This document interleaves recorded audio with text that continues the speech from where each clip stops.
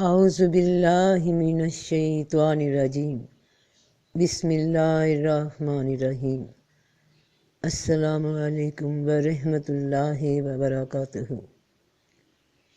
ایک بیٹے نے سوال پوچھا ہے کہ ایک انسان جو دعا کر رہا ہے اور دعا میں گھر مانگ رہا ہے، صحت مانگ رہا ہے اور دنیا کی بہت سی چیزیں مانگ رہا ہے، پھر اچانک دل میں خیال آیا کہ میں یہ چیزیں کیوں مانگ رہا ہوں؟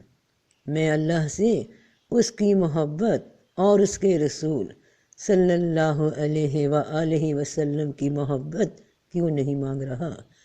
وہ یہی مانگنا شروع کر دیتا ہے، لیکن اگلے ہی پل اس کے دماغ میں حدیث مبارک آ جاتی ہے کہ حدیث کا مفہوم ہے، کمی بیشی اللہ معاف کرے، کہ پیارے نبی صلی اللہ علیہ وسلم نے فرمایا کہ جس نے میری محبت مانگی اس پر فاقہ کشی لازمی ہے۔ معذرت کے ساتھ حدیث یاد نہیں، مفہوم ہی لکھ رہا ہوں، اس معاملے میں رہنمائی کر دیں۔ بیٹا، جس حدیث سے متعلق تم نے سوال پوچھا ہے وہ یہ ہے کہ حضرت عبداللہ بن مغفل رضی اللہ تعالیٰ عنہ بیان کرتے ہیں کہ ایک شخص نے رسول اکرم صلی اللہ علیہ وآلہ وسلم کی خدمت میں عرض کیا کہ یا رسول اللہ صلی اللہ علیہ وسلم، مجھے آپ سے محبت ہے۔ آپ نے فرمایا جو کچھ کہہ رہے ہو سوچ سمجھ کر کہو۔ تو اس نے 3 دفعہ کہا خدا کی قسم مجھے آپ سے محبت ہے۔ آپ نے فرمایا کہ اگر مجھے محبوب رکھتے ہو تو پھر فقر و فاقہ کے لیے تیار ہو جاؤ، کہ میرا طریق امیری نہیں فقیری ہے، کیونکہ جو مجھ سے محبت کرتا ہے فقر و فاقہ اس کی طرف اس سے زیادہ تیزی سے آتا ہے، جیسے تیزی سے پانی بلندی سے نشیب کی طرف بہتا ہے، یعنی اونچائی سے زمین کی جانب آتا ہے۔ اب اس حدیث کی روشنی میں تمہارے سوال کا جواب کیا ہے اور اس حدیث کا باطنی مفہوم کیا ہے اور فقیری کیا ہے، اب اس پہ بات ہوتی ہے۔ پہلے ہم اپنے خیالات کی کچھ بات سمجھیں گے۔ ایک عام انسان کی سوچ معاشرے کے حساب سے کچھ فقیری درویشی سے متعلق کچھ ایسی بنی ہوئی ہے کہ جیسے ہی فقیر کا لفظ، درویش کا لفظ ذہن میں آتا ہے تو ایک تصور سا بنا دیا گیا ہے کہ کچھ ایسے نظر آتے ہیں، عجیب باتیں کرتے ہیں، انہیں اپنا ہوش نہیں ہوتا، یا ایسی حرکتیں کرتے ہیں حلیے عام لوگوں سے ہٹ کر ہوتے ہیں، نہ بالوں کا ہوش نہ حلیے کا، گلے میں منکے، بس گمگو سے اپنے آپ میں رہنے والے، تعلیم یافتہ بھی نہیں ہوتے، کبھی اسکول کالج دنیا کے تعلیم کا تصور ہی نہ ہوگا ان کے ہاں، اور ان کا کیا کام دنیا داری سے، جیسا کہ ہمارے ہاں یہ ٹرینڈ سا بن گیا ہے جب سے لوگوں نے مذہب کو حلیے سے جانچنا شروع کیا،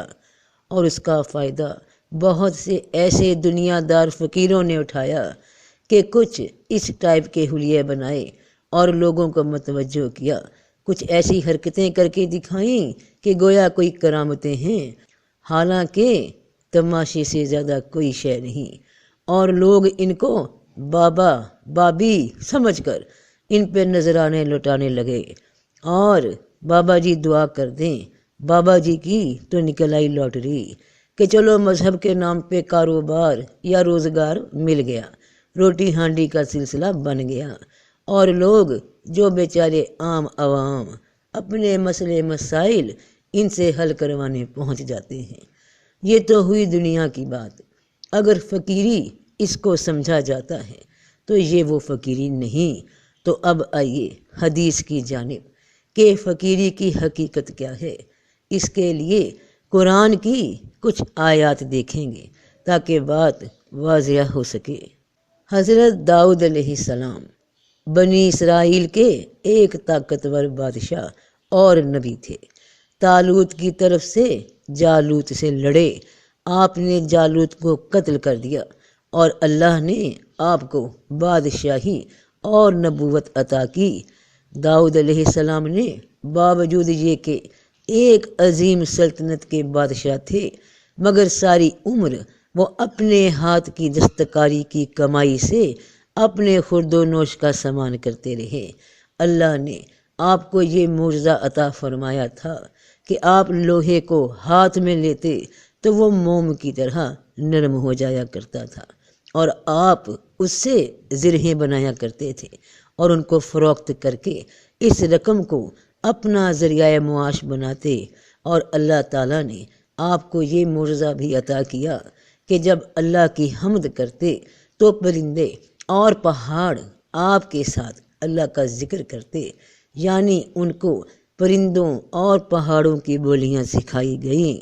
تو اے داؤد، ہم نے تجھے زمین میں بادشاہ بنایا ہے، بس تم لوگوں میں انصاف سے فیصلہ کیا کرو اور نفس کی خواہش کی پیروی نہ کرو کہ وہ تمہیں اللہ کی راہ سے ہٹا دے گی۔ بے شک جو اللہ کی راہ سے گمراہ ہوتے ہیں ان کے لیے سخت عذاب ہے، اس لیے کہ وہ حساب کے دن کو بھول گئے۔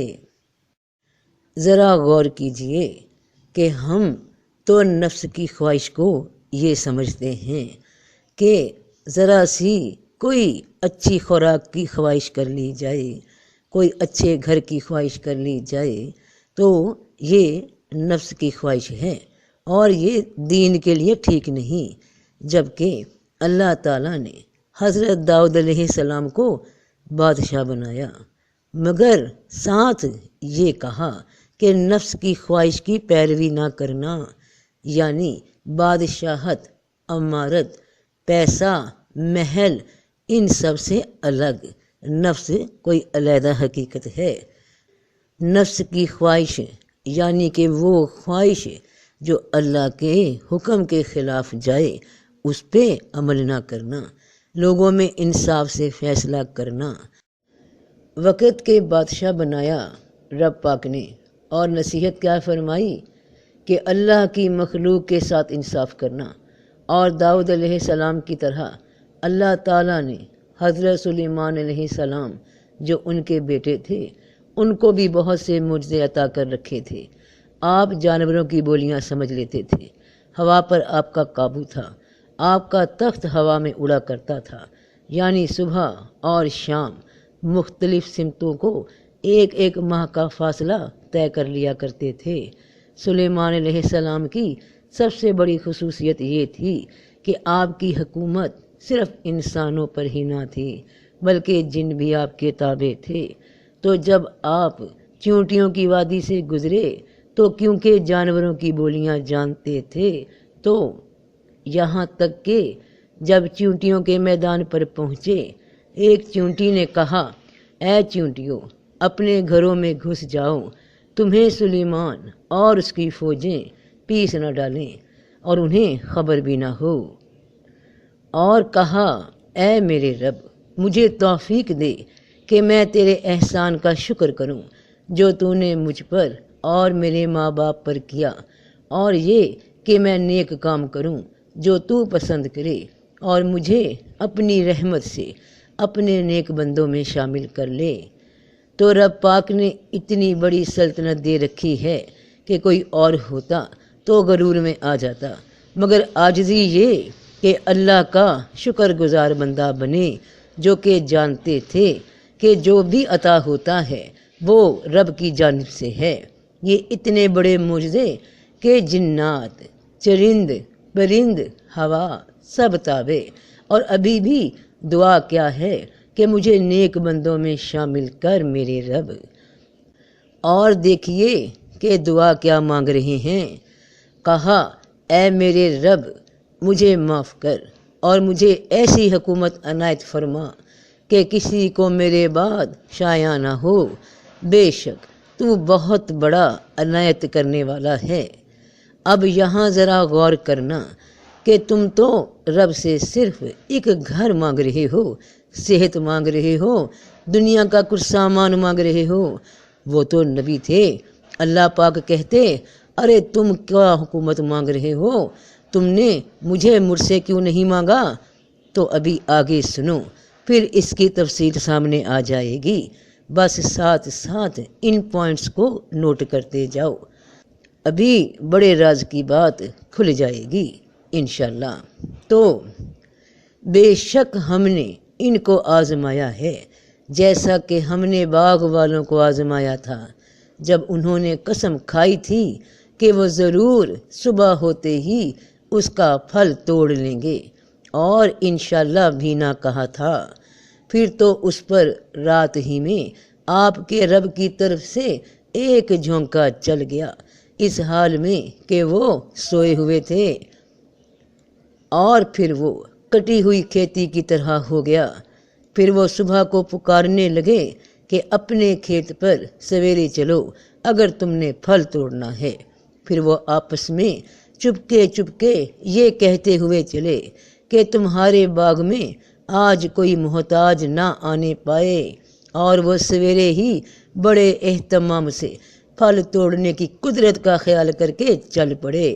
پس جب انہوں نے اسے دیکھا تو کہنے لگے ہم تو راہ بھول گئے ہیں، بلکہ ہم تو بد نصیب ہیں، محروم کر دیے گئے ہیں۔ پھر ان میں سے اچھے آدمی نے کہا کیا میں نے تمہیں نہیں کہا تھا کہ تم کس لیے تسبیح نہیں کرتے؟ باغ والوں کا قصہ عربوں میں بڑا مشہور ہے اور قرآن مجید میں مذکور ہے۔ کہتے ہیں کہ ایک باغ بڑا سرسبز و شاداب ہوا کرتا تھا۔ یہ باغ صنعاء یمن سے 2 فرسخ کے فاصلے پر تھا۔ اس کا مالک بہت نیک دل انسان تھا۔ جب فصل کاٹنے کا دن آتا تو وہ فصل کے 3 حصے کیا کرتا تھا۔ ایک حصہ اپنے گھر میں لے جاتا تھا، دوسرا حصہ غریبوں اور مسکینوں میں تقسیم کیا کرتا تھا، اور تیسرا حصہ خرچے کے لیے یعنی آئندہ فصل کے لیے رکھ لیا کرتا تھا۔ اللہ پاک نے اسے بڑی فراوانی عطا کی تھی، لیکن اس کے مرنے کے بعد جب اس کی اولاد جس میں 3 بیٹے تھے جو اس کے وارث بنے تو انہوں نے کہا کہ ہمارے والد تو نہایت بے وقوف تھے، جو غریبوں اور مسکینوں میں اپنی پیداوار تقسیم کر دیا کرتے تھے، ہمارے تو اپنے اخراجات بمشکل پورے ہوتے ہیں، ہم اس پیداوار کی آمدنی میں سے مساکین اور سائلین کو کس طرح دیں؟ تب انہوں نے یہ مشورہ کیا کہ جب پھل اور کھیتی کا کاٹنے کا وقت آئے گا تو ہم صبح ہوتے ہی پھل اتار لیں گے اور پیداوار کاٹ لیں گے، تاکہ مسکینوں اور غریبوں کو مانگنے کا موقع ہی نہ ملے۔ یہ سب مشورہ کر کے وہ بڑے اطمینان سے سو گئے۔ راتوں رات اس باغ پہ اللہ پاک کا عذاب آ گیا اور آگ لگ گئی، اور باغ ایسا ہو گیا جیسے کوئلے کی راکھ ہوتی ہے، یعنی جس طرح کھیتی کٹنے کے بعد خشک ہو جاتی ہے اس طرح سارا باغ اجڑ گیا۔ بعض نے ترجمہ یہ کیا کہ سیاہ رات کی طرح ہو گیا، یعنی جل گیا۔ پھر ان میں سے اچھے آدمی نے کہا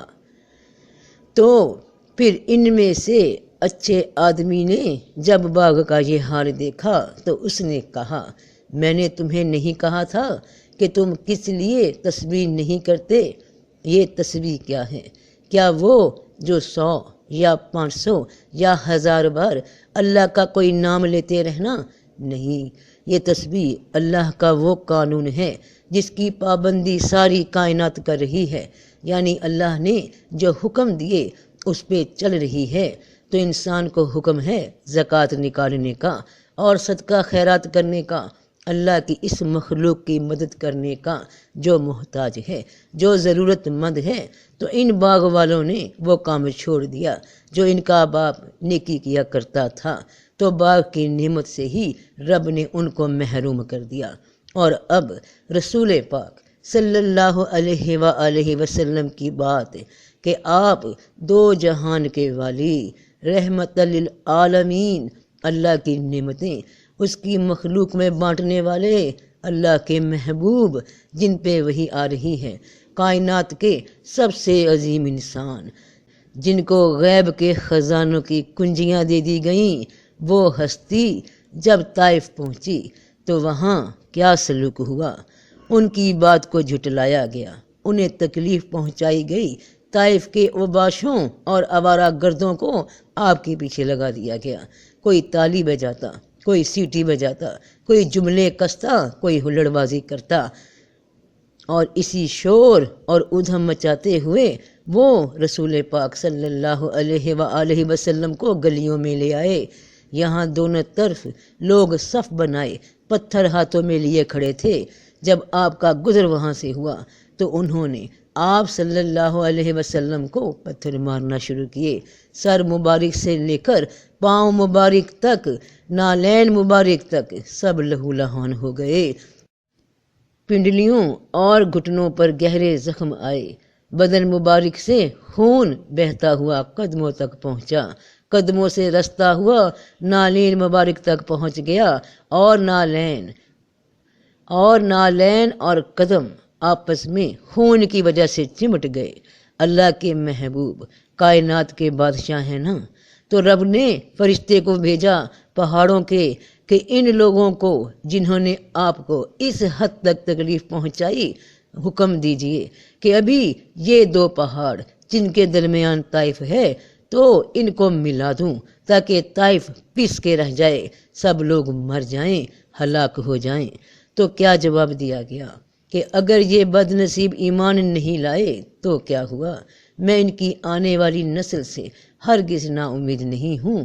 مجھے اللہ کی ذات پر مکمل یقین اور بھروسہ ہے کہ وہ ان کی نسلوں میں ایسے لوگ پیدا فرمائے گا جو اللہ کی توحید کے قائل اور شرک سے بیزار ہوں گے۔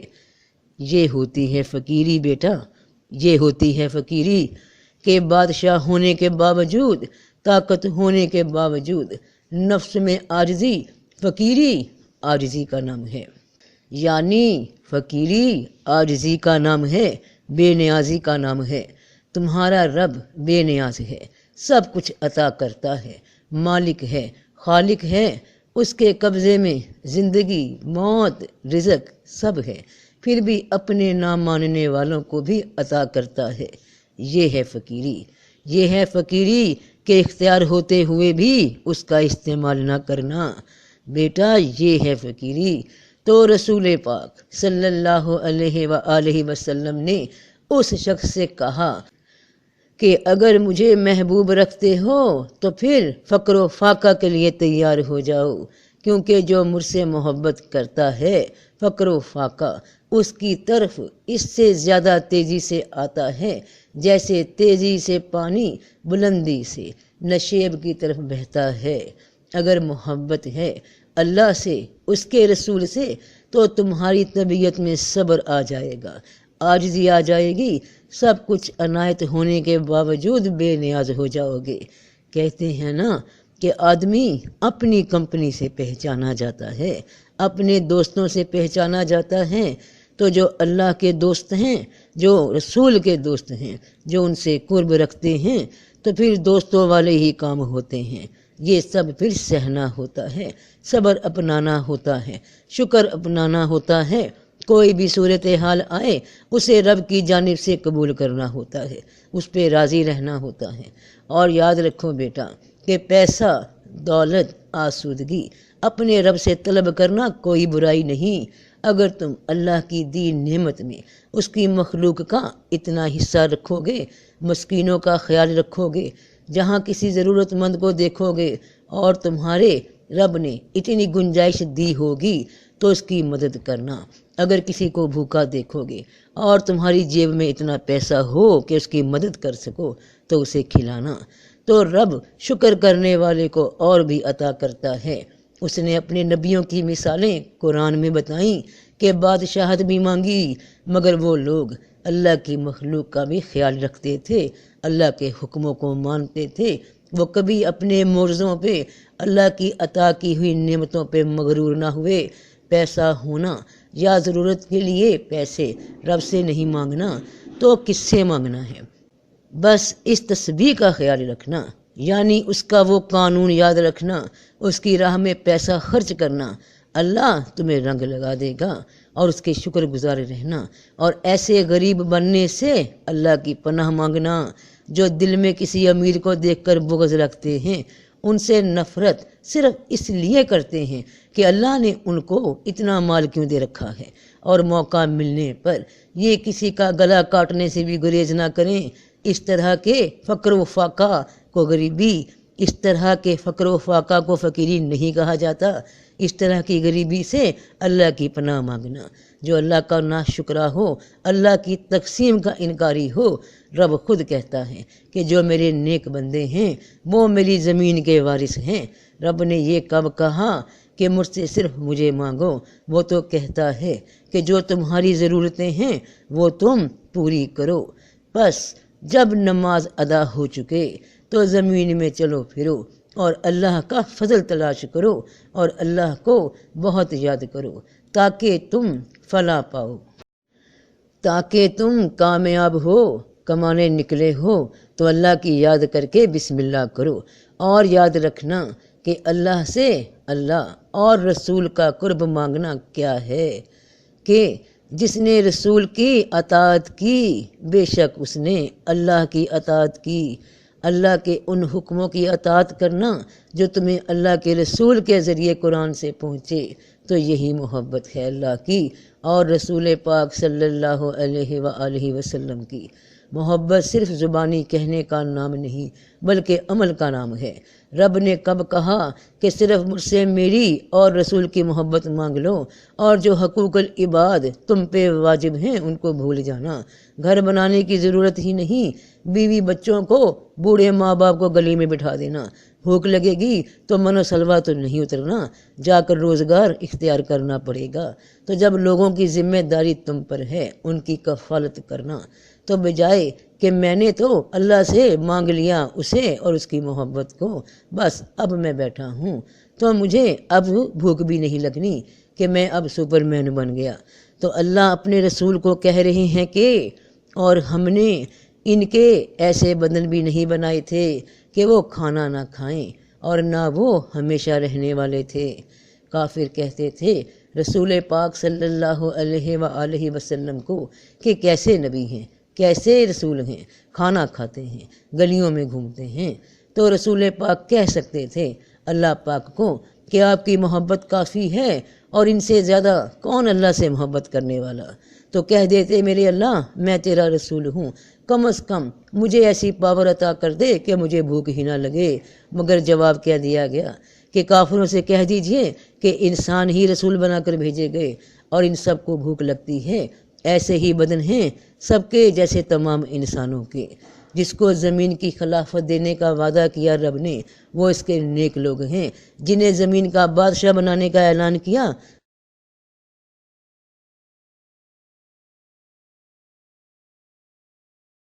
یا نہ ہونا یا محلوں کا مالک ہونا، اس سے فقیری کا تعلق نہیں۔ فقیری کا تعلق عاجزی سے ہے، طبیعت میں تقوی کے رجحان سے ہے کہ تمہیں انشاءاللہ بیٹا اللہ وہ گھر بھی دے گا جو تم اس سے مانگتے ہو۔ اور کس سے مانگنا ہے؟ اس سے مانگو، اس کے لیے محنت کرو، اللہ عطا کرتا ہے۔ تمہیں انشاءاللہ اللہ صحت بھی دے گا، تمہیں دنیا کا اور سامان بھی عطا کرے گا میرا رب انشاءاللہ۔ بس تم اس کا بندہ بن کر رہنا اور اس کی مخلوق پہ رحم کرنے والا، احسان کرنے والا، مدد کرنے والا، جتنی رب تمہیں حیثیت دے تو ضرور یہ کام کرنا، اس کو مت بھولنا۔ اللہ تمہیں رنگ لگا دے گا، اللہ تمہیں رنگ لگا دے گا بیٹا انشاءاللہ، آمین۔ فقیر ہی تو اصل بادشاہ ہے جو اپنے سے بے نیاز رہتا ہے اور اپنی ذمہ داریوں کو بخوبی نبھاتا ہے۔ تو سب کا بھلا، سب کی خیر، جیتے رہو بہن بھائیوں بیٹے بیٹیوں، فی امان اللہ۔